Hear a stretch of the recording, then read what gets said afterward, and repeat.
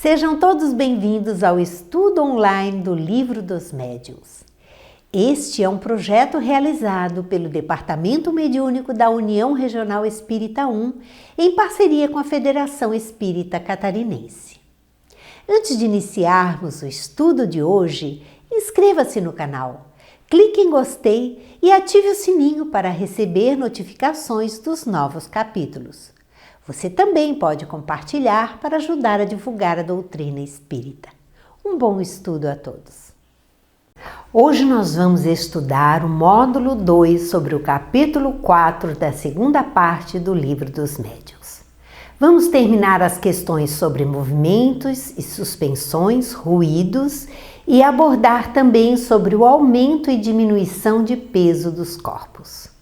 Continuando as perguntas feitas a São Luís, na 21ª Kardec questiona: o espírito que atua sobre os corpos sólidos para movê-los se coloca na substância mesma dos corpos ou fora dela? Dá-se uma e outra coisa. Já dissemos que a matéria não constitui obstáculos para os espíritos. Em tudo eles penetram. Uma porção do perispírito se identifica, por assim dizer, com o objeto em que penetra. 22ª. Como faz o espírito para bater? Serve-se de algum objeto material? Tanto quanto dos braços para levantar a mesa. Sabes perfeitamente que nenhum martelo tem o espírito à sua disposição. Seu martelo é o fluido que, combinado, ele põe em ação pela sua vontade para mover ou bater. Quando move um objeto, a luz vos dá a percepção do movimento. Quando bate, o ar vos traz o som.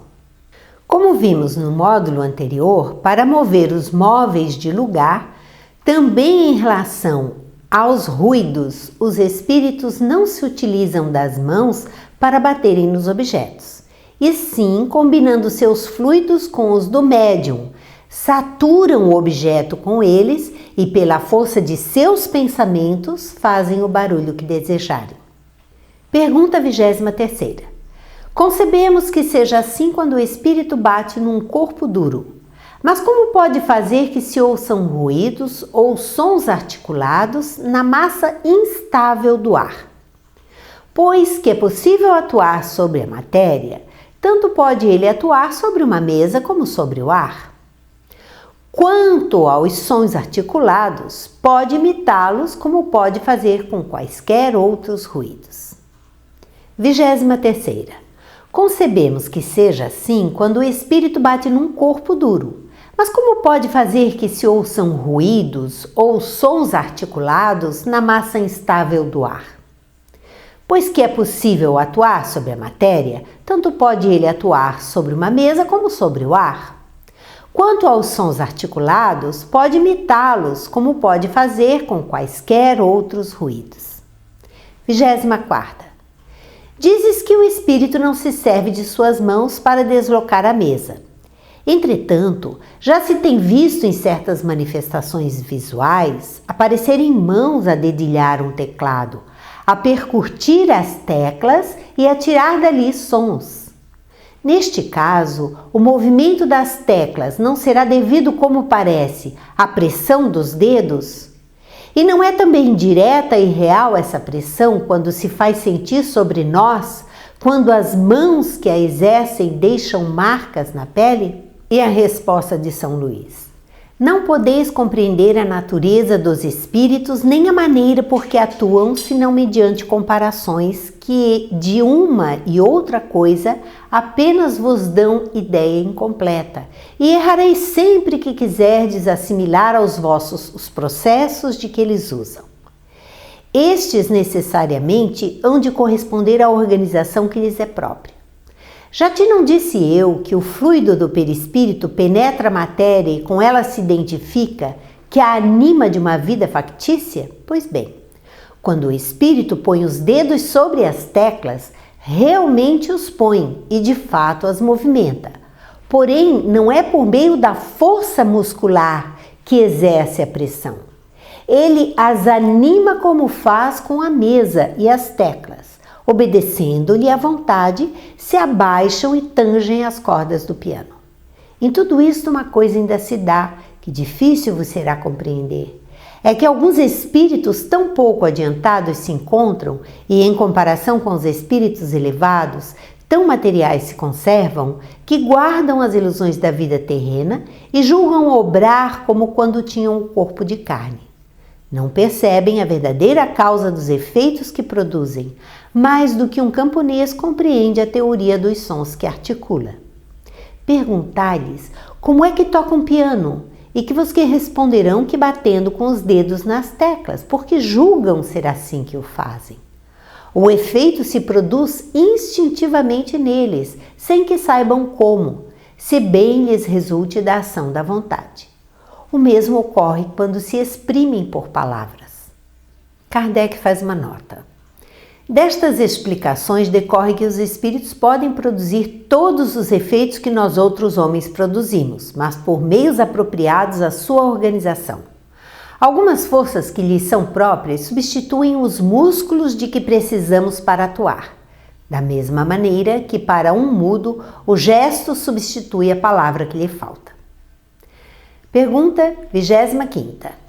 Entre os fenômenos que comprovam a ação de uma potência oculta, alguns há evidentemente contrários a todas as conhecidas leis da natureza. Nesses casos, não será legítima a dúvida? É que o homem está longe de conhecer todas as leis da natureza. Se as conhecesse todas, seria espírito superior. Cada dia que se passa desmente os que, supondo tudo saberem, pretendem impor limites à natureza, sem que por isso, entretanto, se tornem menos orgulhosos. Desvendando-lhe incessantemente novos mistérios, Deus adverte o homem de que deve desconfiar das suas próprias luzes, porquanto o dia virá em que a ciência do mais sábio será confundida. Não tendes todos os dias sob os vossos olhos exemplos de corpos animados de um movimento que domina a força da gravitação? Uma pedra atirada para o ar não sobrepuja momentaneamente aquela força? Pobres homens, que vos considerais muito sábios e cuja tola vaidade a todos os momentos está sendo desbancada. Ficai sabendo que assim sois muito pequeninos. Após as perguntas a São Luís, entramos no item 75. Estas explicações são claras, categóricas e isentas de ambiguidade. Delas ressalta como ponto capital que o fluido universal, onde se contém o princípio da vida, é o agente principal das manifestações, agente que recebe impulsão do espírito, seja encarnado, seja errante. Condensado, esse fluido constitui o perispírito, ou invólucro semimaterial do espírito. Encarnado este, o perispírito se acha unido à matéria do corpo. Estando o espírito na erraticidade, ele se encontra livre. Quando o espírito está encarnado, a substância do perispírito se acha mais ou menos ligada, mais ou menos aderente, se assim nos podemos exprimir. Em algumas pessoas se verifica por efeito de suas organizações uma espécie de emanação desse fluido, e é isso, propriamente falando, o que constitui o médium de influências físicas. A emissão do fluido animalizado pode ser mais ou menos abundante, como mais ou menos fácil, a sua combinação, de onde os médiums mais ou menos poderosos. Essa emissão, porém, não é permanente, o que explica a intermitência do poder mediúnico. Na Revista Espírita de maio de 1858, em um artigo chamado Teoria das Manifestações Físicas, em um determinado momento, Kardec faz as seguintes colocações. Nessa matéria eterizada, o perispírito, pode haver uma modificação. O próprio espírito pode fazê-la sofrer uma espécie de condensação que a torna perceptível aos olhos do corpo. É o que ocorre nas aparições vaporosas. A sutileza dessa matéria lhe permite atravessar os corpos sólidos, razão por que tais aparições não encontram obstáculos e porque tantas vezes desaparecem através das paredes. A condensação pode chegar ao ponto de produzir a resistência e a tangibilidade. É o caso das mãos que podemos ver e tocar. Mas esta condensação, e esta é a única palavra de que nos podemos servir para dar uma ideia, embora imperfeita, de nosso pensamento, esta condensação, íamos dizendo, ou ainda esta solidificação da matéria etérea, é apenas temporária ou acidental, porque esse não é o seu estado normal. Eis porque, em um dado momento, as aparições tangíveis nos escapam como uma sombra. Assim, do mesmo modo que um corpo se nos apresenta em estado sólido, líquido ou gasoso, conforme o grau de condensação, assim a matéria etérea do perispírito pode aparecer-nos em estado sólido, vaporoso, visível ou vaporoso invisível. No item 76, façamos uma comparação. Quando se tem vontade de atuar materialmente sobre um ponto colocado à distância, quem quer é o pensamento, mas o pensamento por si só não irá percutir o ponto. É-lhe preciso um intermediário, posto sob a sua direção, uma vara, um projétil, uma corrente de ar, etc. Notai também que o pensamento não atua diretamente sobre a vara, porquanto, se esta não for tocada, não se moverá. O pensamento, que não é senão o espírito encarnado, está unido ao corpo pelo perispírito e não pode atuar sobre o corpo sem o perispírito, como não o pode sobre a vara sem o corpo. Atua sobre o perispírito por ser esta a substância com quem mais tem afinidade. O perispírito atua sobre os músculos tomam a vara e a vara bate no ponto visado. Quando o espírito não está encarnado, faz-se-lhe mister um auxiliar estranho e este auxiliar é o fluido, mediante o qual torna ele o objeto sobre o que quer atuar, apto a se lhe obedecer à impulsão da vontade. E o item 77. Assim, quando um objeto é posto em movimento, levantado ou atirado no ar, não é que o espírito o tome, empurre e suspenda como faríamos com a mão. Ele o satura, por assim dizer, do seu fluido combinado com o do médium, e o objeto, momentaneamente vivificado, age como faria um ser vivo, com a diferença que, não tendo vontade própria, segue o impulso da vontade do espírito.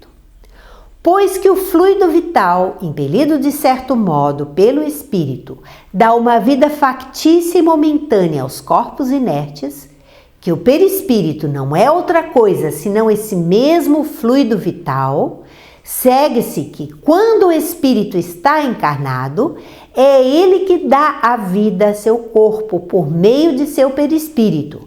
Permanece a ele unido enquanto a organização o permite. Quando ele se retira, o corpo morre. Quanta luz essa teoria não projeta sobre uma porção de fenômenos até agora sem solução. Quantas alegorias e efeitos misteriosos ela não explica.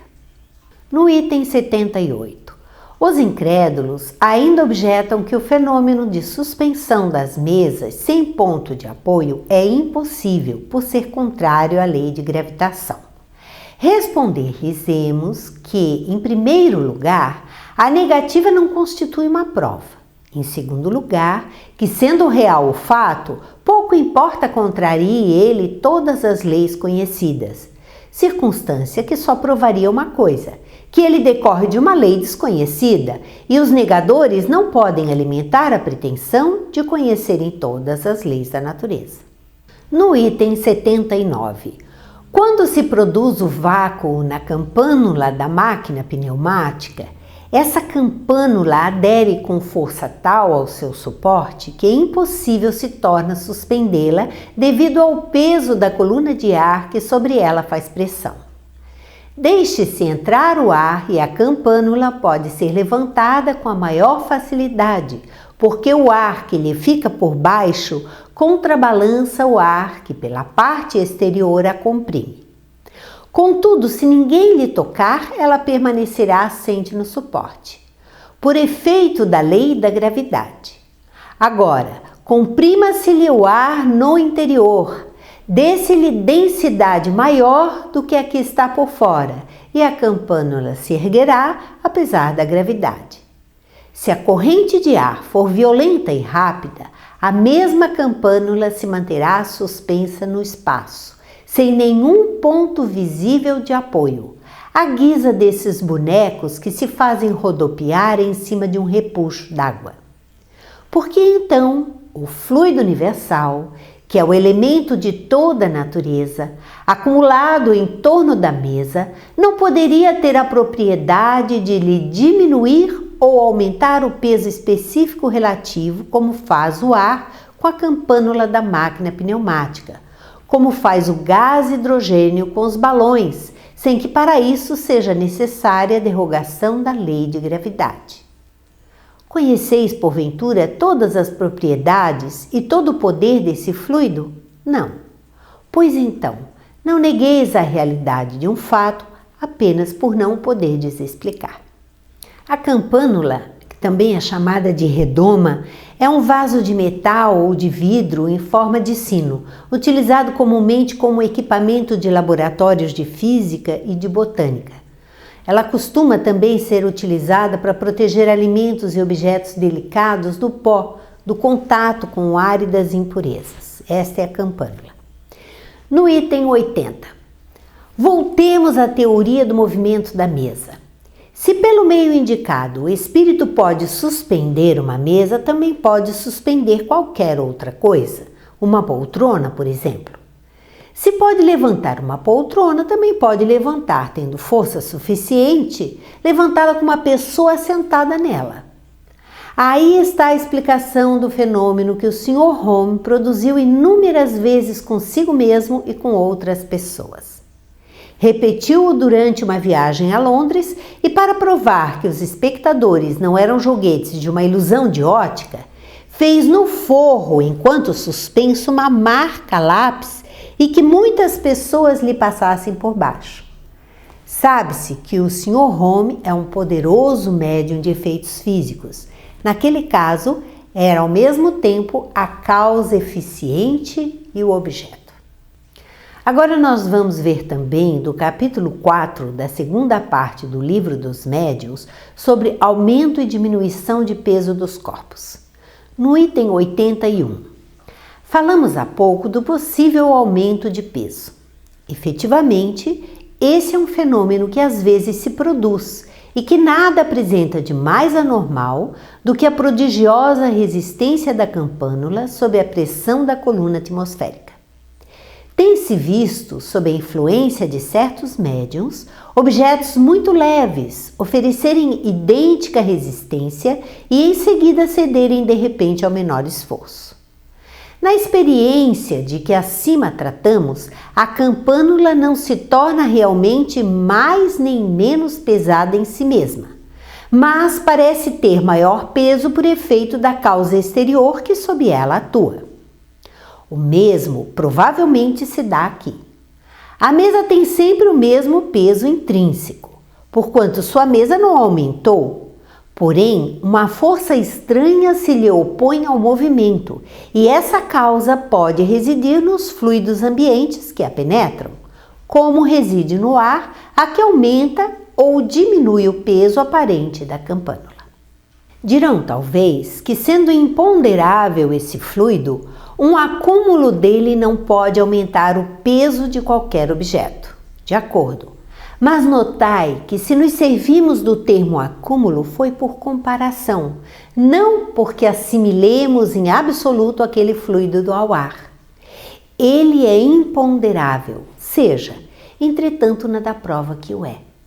Desconhecemos a sua natureza íntima e estamos longe de lhe conhecer todas as propriedades. Antes que se houvesse experimentado a gravidade do ar, ninguém suspeitava dos efeitos desta mesma gravidade. Também a eletricidade se classifica entre os fluidos imponderáveis, No entanto, um corpo pode ser fixado por uma corrente elétrica e oferecer grande resistência a quem queira suspendê-lo. Tornou-se assim aparentemente mais pesado. Fora ilógico afirmar-se que o suporte não existe simplesmente por não ser visível. O espírito pode ter alavancas que nos sejam desconhecidas.